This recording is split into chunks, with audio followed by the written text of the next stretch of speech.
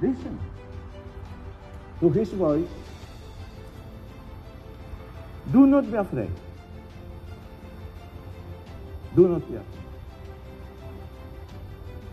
Open your hearts, open up your hearts to Christ.